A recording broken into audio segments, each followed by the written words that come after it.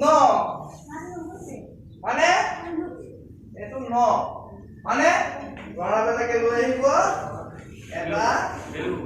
ধুনীয়া বেলুন হলে হল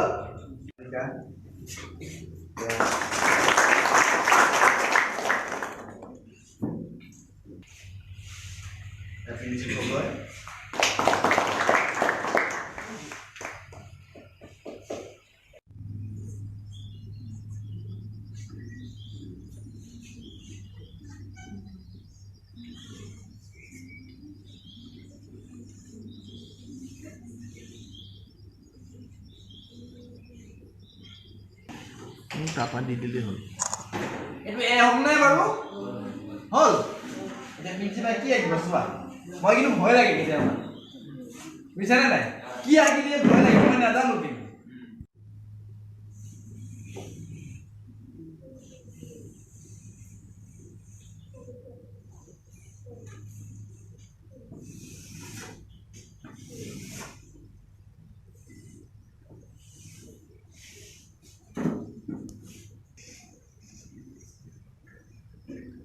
হলে বাৰু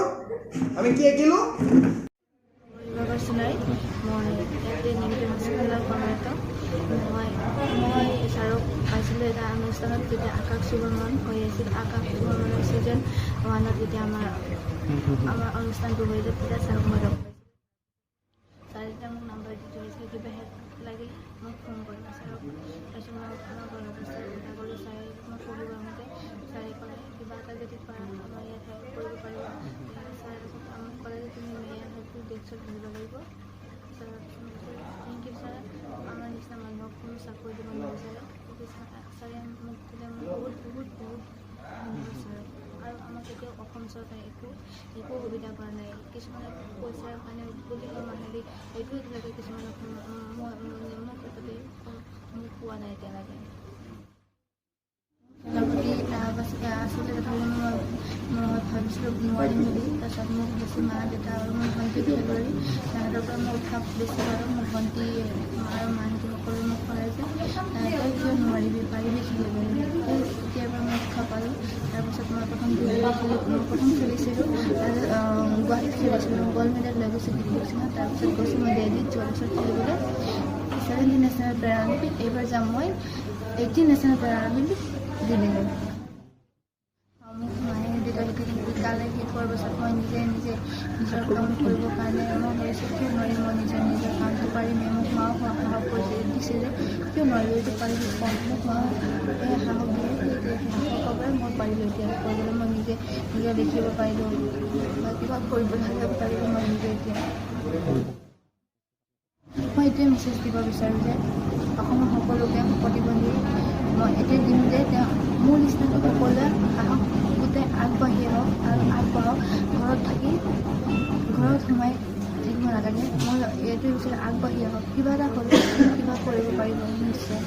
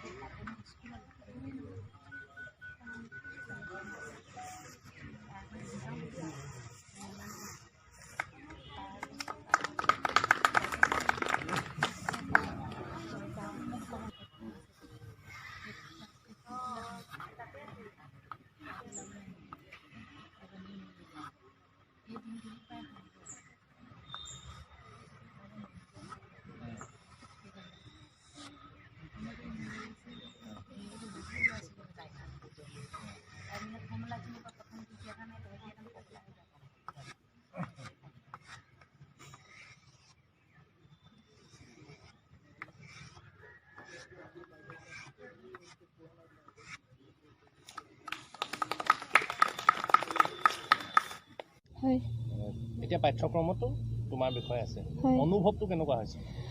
বহুত ভাল লগা অনুভৱ প্ৰথমতে আপোনালোকখিনিক ধন্যবাদ দিব লাগিব সোণাৰীবাসীক ধন্যবাদ দিব লাগিব আৰু আপোনালোকক বেছি ধন্যবাদ কাৰণ আপোনালোকৰ কাৰণে মই গৈ এখন ইমান ডাঙৰ মহানগৰীত এটা মানে প্ৰতিষ্ঠানত কাম কৰিব পৰা হৈছোঁ আৰু গৈ সকলোৱে মোক চিনি পোৱা হৈছেগৈ সেইটো কাৰণে আপোনালোকক ধন্যবাদ সোণাৰীবাসীৰ কাৰণে ধন্যবাদ কাৰণ আপোনালোকে মোক সাহস উৎসাহ দিয়াৰ কাৰণে মই ইমানখিনি আগবাঢ়িব পাৰিলোঁ আৰু আজি যে এখন কিতাপ ওলাইছে কিতাপত মোৰ ভাগৰ এখন এটা লেচন হিচাপে ওলাইছে সেইখিনি মোৰ বহুত ভাল লাগিছে কাৰণ আপোনালোকে থকাৰ কাৰণে এইখিনি মই আগবাঢ়িব পাৰিলোঁ আৰু এতিয়া যিসকল উঠি আহিছে ছাত্ৰ ছাত্ৰী আছে ঘাট প্ৰতিঘাতৰ মাজত তেওঁলোকে আগবাঢ়ি আছে তেওঁলোকক তুমি কি ক'ব বিচাৰিবা কাৰণ মই এইটো ক'ব বিচাৰোঁ যে মই যিমানখিনি ঘাট প্ৰতিঘাতৰ মাজেৰে মই পাৰ কৰিলোঁ তেওঁলোককো আগবাঢ়িবৰ কাৰণে আগবাঢ়িবৰ কাৰণে ক'ম কাৰণ তেওঁলোকে মই যিমানখিনি মোৰ যিমান জীৱনত ঘাট প্ৰতিঘাত আছিলে সেইখিনি নেওচি মই আগবাঢ়ি গৈছিলোঁ তেওঁলোককে সেইখিনি কওঁ যে একদম আহিব লাগে আগবাঢ়ি বাধাও আহিলে পিছফালে চাব নালাগে আগবাঢ়িব লাগে এতিয়া আমি গম পাইছোঁ তুমি তোমাৰ ওপৰত তথ্যচিত্ৰ নিৰ্মাণ হৈ আছে এই সন্দৰ্ভত অলপ কোৱা আমাৰ লগত এখন হৈছে ৰাইজিং ছান অসমৰ আমাৰ নিচিনা ল'ৰা ছোৱালীখিনিৰ ওপৰত কৰা হৈছে কাৰণ আমাৰ ল'ৰা ছোৱালীবিলাকক আজিকালি আগতে কৈছিলে মানুহেখিনি চাব নাপায় কৰিব নাপায় সেইখিনিয়ে মানুহে যে কাম কৰি আগবাঢ়ি যাব পাৰে বা আগবাঢ়িব পাৰে কি কৰিব পাৰে সেইখিনিৰ ওপৰতে আমাক চিনেমাখন কৰা হৈছে এতিয়া তুমি এখন চিকিৎসালয়ত কৰ্মৰত হৈ আছা তাৰ অনুভৱ অভিজ্ঞতা কেনে হৈছে প্ৰথমে ধন্যবাদ দিব লাগিব ডক্টৰ হিতেশ বৰুৱা ছাৰক কাৰণ হিতেশ বৰুৱা ছাৰে মোক যিখিনি অভিজ্ঞতাৰে তেওঁ আগ্ৰহে মোক মাতি লৈ গৈছিলে হস্পিটেলখনত মে আই হেল্প ইউ ডেস্কত বহাবৰ কাৰণে মই ভাষাৰে বুজাব নোৱাৰোঁ কাৰণ মোৰ ঘৰৰ অৱস্থাখিনি চাই তেওঁ কৈছিল যে তুমি কি কৰিব পাৰিবা কি নকৰিব পাৰিবা ছাৰক মই যেতিয়া ক'লোঁ ছাৰ মই ফোন ধৰিব পাৰিম ভৰিয়ে কি কৰিব পাৰা সোধাৰ পাছত যেতিয়া ছাৰে মোক ক'লে তুমি আজিৰে পৰা আমাৰ নেমকেয়াৰ হস্পিটেলৰ এজন পৰিয়াল হিচাপে থাকিব লাগিব আৰু সেই পৰিয়াল হিচাপে এতিয়াও আছোঁ পাছলৈও থাকিম বুলি বহু ঘাট প্ৰতিঘাতৰ মাজেৰে পাৰ হৈছে পিঞ্চিৰ জীৱন মই প্ৰথমে আহিছিলোঁ ইয়াত কলেজত পঢ়িবৰ কাৰণে মোক যেতিয়া সৰুতে স্কুলবোৰত নাম লগাব দিয়া নাছিল মোক তাৰপিছত মই চৰকাৰী স্কুলত পঢ়িবলৈ গ'লোঁ তাৰপিছত তাত মই চিট পৰীক্ষা দিয়াৰ পিছত মোৰ মেণ্টেল প্ৰব্লেম বুলি ক'লে মেণ্টেল প্ৰব্লেম হোৱাৰ পিছত আমাৰ ওচৰৰে এজনে মোক স্কুলত নাম লগাই দিলে সোণাৰী জাতীয় বিদ্যালয়ত তাৰপিছত তাত মই পঢ়িলোঁ হাই ছেকেণ্ডেৰী পাছ কৰাৰ সময়তো মোক বহুত বাধা আছিল সেই বাধাটো হৈছে যে মই পৰীক্ষা দিয়াৰ পাছতো পৰীক্ষাত এবচেণ্ট বুলি তেওঁলোকে মাৰি দিছে কিন্তু ইমানৰ পিছতো হাৰ মানিব খোজা নাই তাই কাৰণ 19 বছৰীয়া পিঞ্চিৰ আছে অলেখ সপোন সেই সপোন সাৰ্থক কৰিবলৈ তাইক লাগে আপোনাৰ আৰু ৰজাঘৰীয়াৰ অলপমান মৰম আৰু অলপমান সহায় যোৱা বছৰ ৰাজস্থানত খেলি আহিছোঁ আৰু গুৱাহাটীত খেলিছিলোঁ 2015 চনত গ'ল্ড মেডেল লৈ গৈছোঁ মই গৌৰৱ কৰি আনিব পাৰিম যদি মোক চৰকাৰী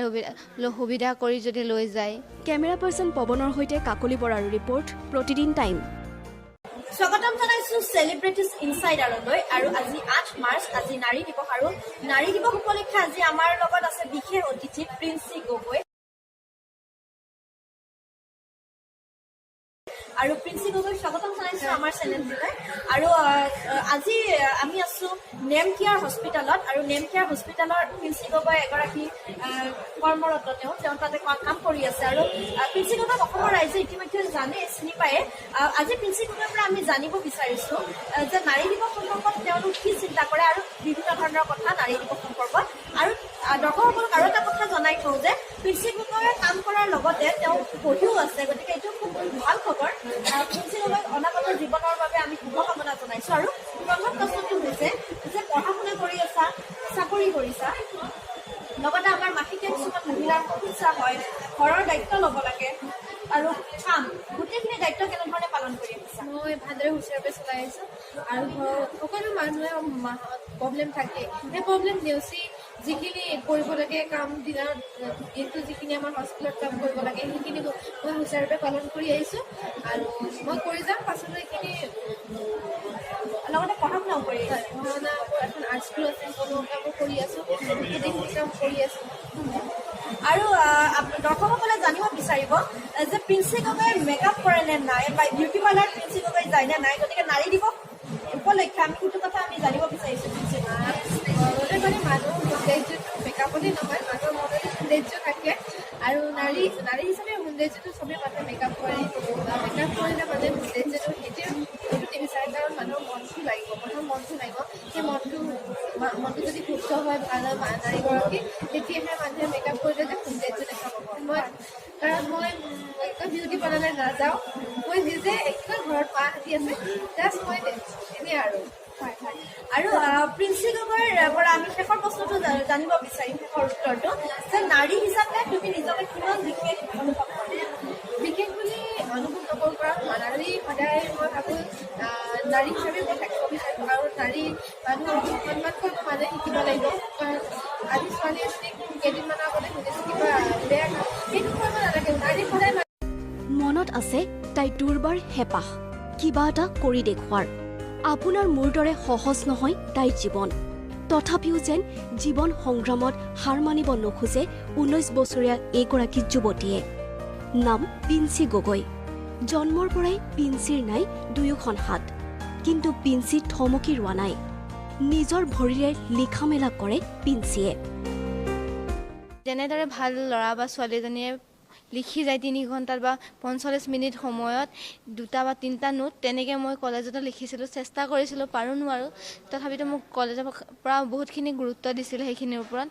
কেৱল লিখাই নহয়, নিজৰ ভৰিৰ সহায়েৰে অতি সুন্দৰ ছবিও অংকন কৰিব পাৰে পিন্সিয়ে।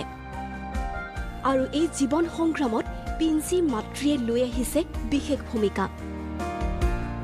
প্ৰথম মায়ে মোক শিক্ষা গুৰু আছিলে, মায়ে মোক শিকাইছিলে, লিখিবলৈ শিকালে, খাবলৈ শিকালে। তাৰপিছত মই স্কুলত গ'লোঁ, লাহেকৈ মই নিজেই ঘৰত শিকা প্ৰেক্টিছ কৰিলোঁ। তাৰপিছত মই তেনেদৰে স্কুল গৈছিলোঁ। চৰাইদেউ জিলাৰ সোণাৰীত জন্মগ্ৰহণ কৰা পিন্সি আজি কৰ্মৰত গুৱাহাটীৰ নেম কেয়াৰ হস্পিটেলত। নিজৰ দায়িত্ব আৰু কৰ্তব্য নিষ্ঠা সহকাৰে পালন কৰি আহিছে নেম কেয়াৰত। ইচ্ছামতে আহিছোঁ আৰু আমি দুটাই ভাল পাওঁ, সকলোৱে জানে, আমাৰ ঘৰৰ মানুহখিনিও জানে আমি দুটাই ভাল পাওঁ। আমি আহিছোঁ কাৰণ দুটাই মনে ইচ্ছাৰে আৰু ঘৰৰ সকলো ফালৰ পৰা ছাপোৰ্ট পাইছোঁ। খুৰাহঁতি আছে, মাহঁতি, মা দেউতা, ভণ্টিহঁতি, সকলো ঘৰৰ ফালৰ পৰা ছাপোৰ্ট আছে ইয়াতে। মন ইচ্ছা আহিছে ন?